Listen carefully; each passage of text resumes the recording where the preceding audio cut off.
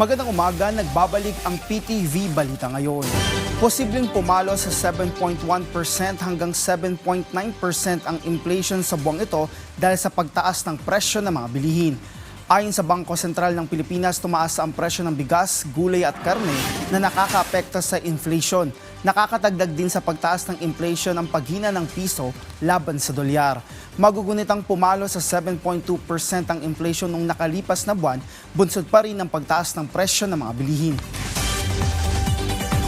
Sa ibang balita, nasa 240,000 na mga benepisyaryo ng TUPAD program ang kukunin ng Department of Labor and Employment upang maglinis sa mga paaralan sa buong bansa simula sa Lunes.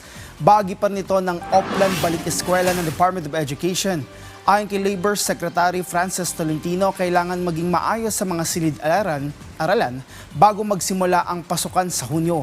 Magiging trabaho ng mga TUPAD beneficiary ang pagpintura, pagwawalis, pag-repair sa mga sirang upuan at iba pang maintenance work. Makikipag-ugnayan din ng DOLE sa mga Parent-Teacher Association hinggil sa paglilinis ng mga paaralan. At yan ang mga balita sa oras na ito. Para sa iba pang updates, i-follow at ilike kami sa aming social media accounts at PTVPH. Ako si Rod Lagusad para sa Pambansang TV sa Bagong Pilipinas.